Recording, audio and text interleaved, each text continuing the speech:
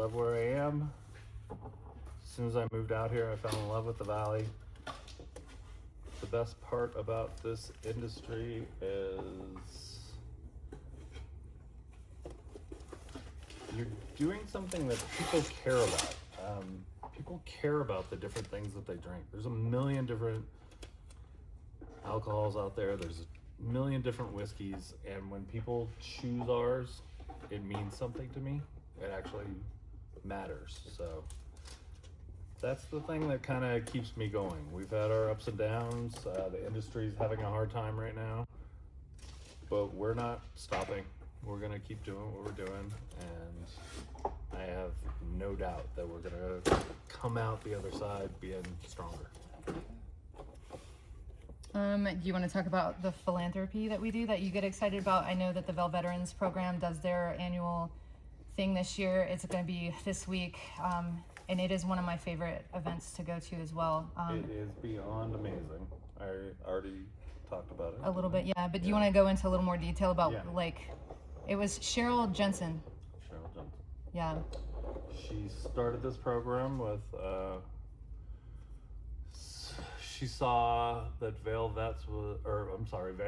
Resorts was just getting rid of all their old jackets, and she knew about the war in the Balkans and how many people were suffering over there, and she was like, can I take all these jackets? They're just here.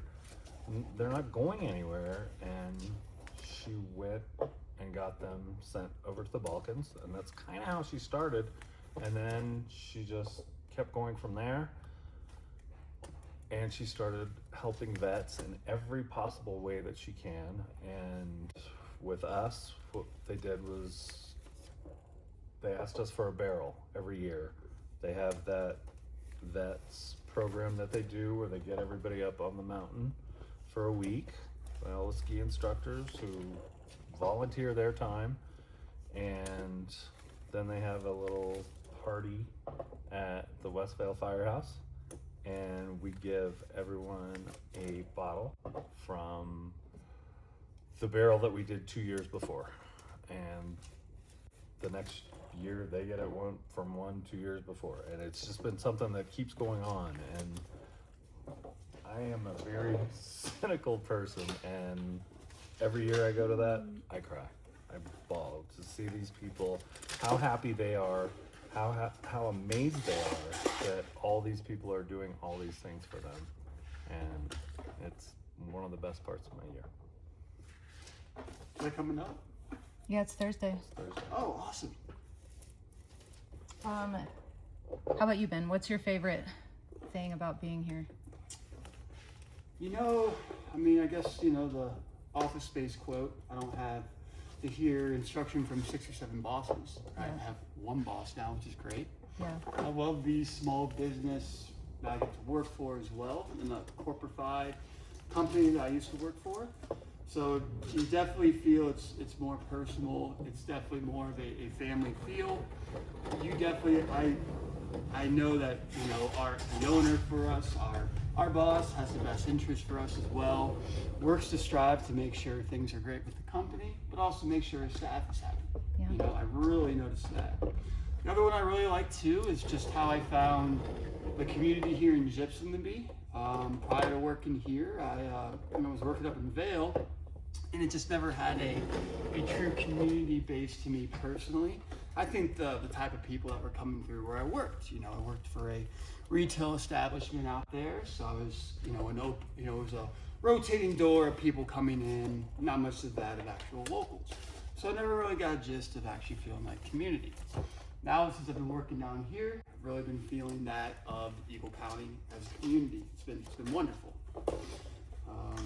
The amount of people, especially my regulars that live around the area, heck, even down the street from here,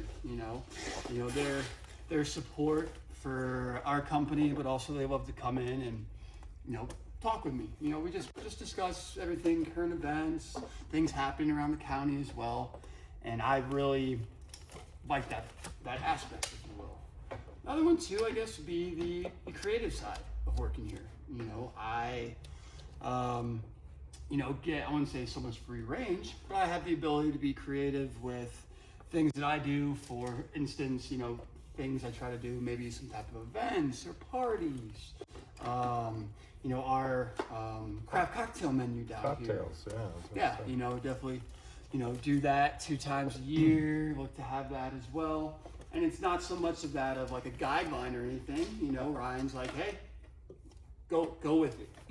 Like here, I've been doing that now for almost 2 years, and everything about that I've been making so far is I've seen positive about it.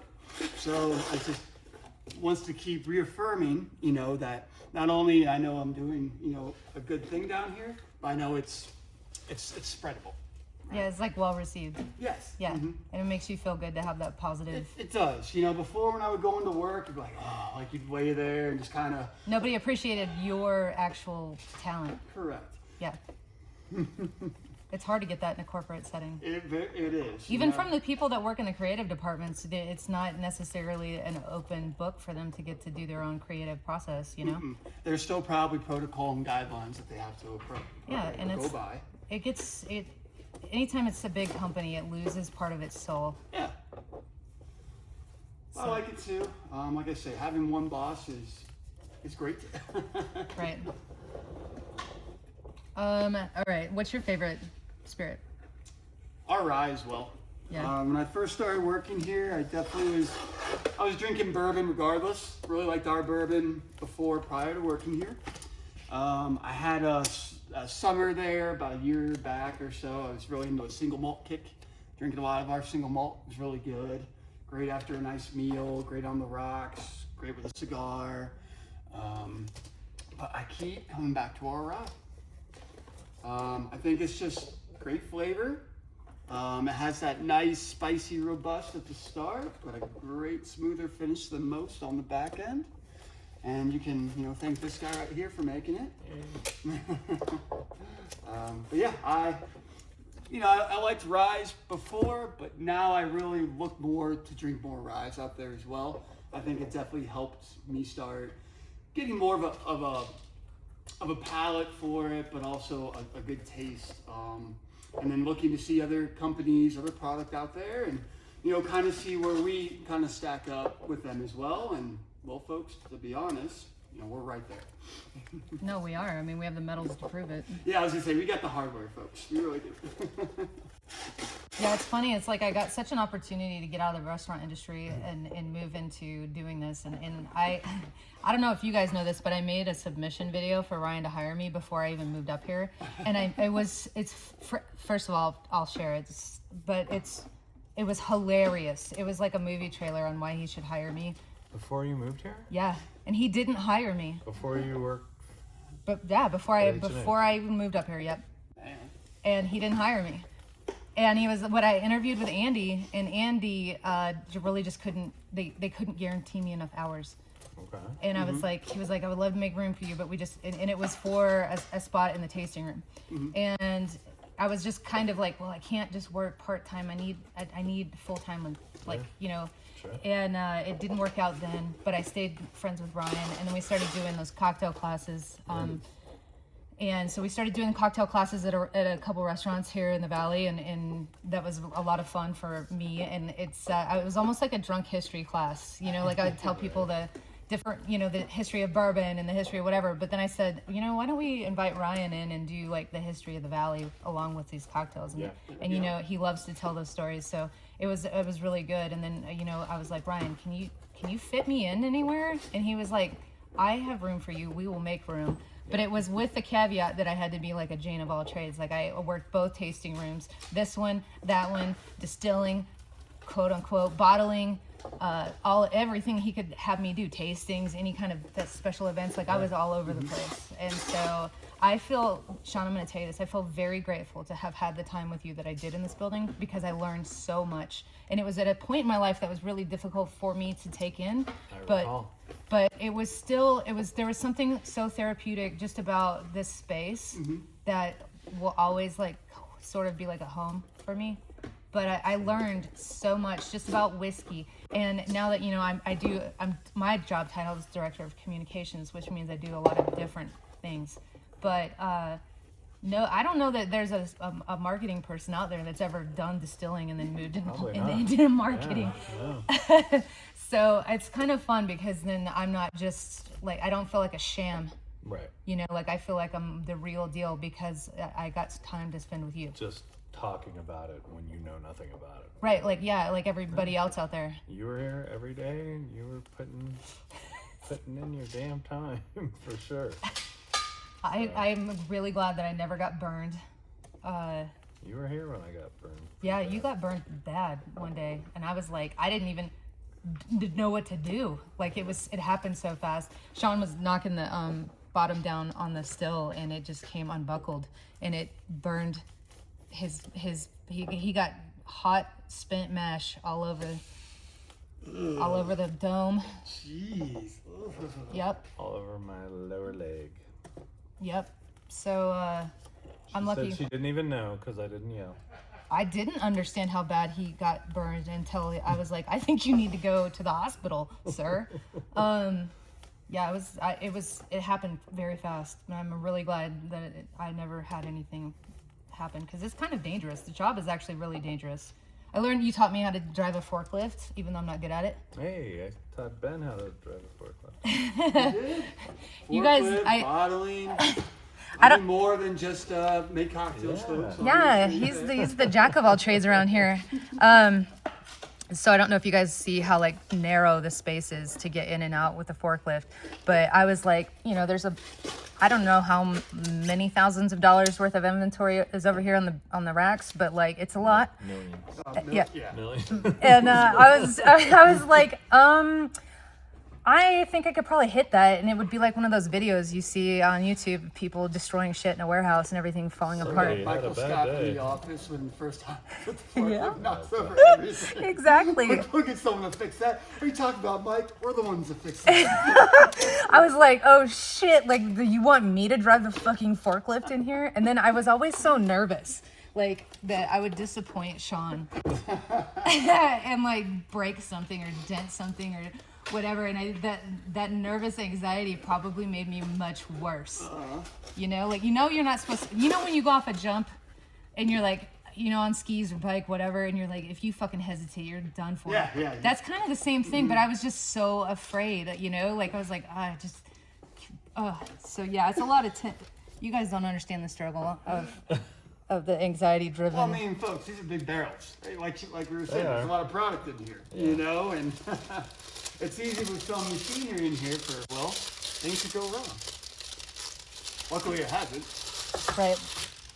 Not when you guys are here. I think I was just too John's gonna afraid. clean it up. I've done everything that I could possibly do wrong here. Just nobody's usually here when it happens. So. I remember that. So we take our spent mash. That's another thing that we do that's pretty cool. So you want to tell them what we do with the spent grain instead of just when dumping we're it? done with a distillation of or actually a stripping run, what we do is we fill it in these 275 gallon totes, and what we do is give it to some local ranchers. They have a bunch of cows, and they feed it to the cows, and then they bring the empties back to us, and we just constantly keep doing that. Bunch of happy cows. And that's something that's Grass fed great. and corn finished. Yeah, great for the community. They love it, and we needed somewhere to put it because there's not a ton of like farms out here. I guess farmers line up for that stuff back east and in Kentucky and everything, but we don't have a ton of actual farmers here. So yeah, that was a big deal for us to find them to get rid of all that stuff. Do they bring you a Christmas ribeye? They never did. What? They offered bacon once, and then I was like, yeah, and I think they forgot. I think you should make them do it. Like, Yeah. you guys be Hey, guys. yeah. Give me a couple pounds, go. Right.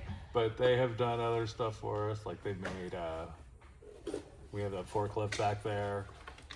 When we go outside, there's a lot of snow and everything. They actually made chains that fit exactly on our forklift so that we could be able to do stuff when we needed to during the winter.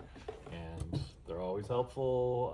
The other day I talked about we needed something welded, and the dad was like, "Oh, send my son over. He can weld absolutely anything." So they're always down to help out. However, they're good folks. That's the sense of community that you were talking about. It's like you don't get that everywhere. No, you do not. Not at all.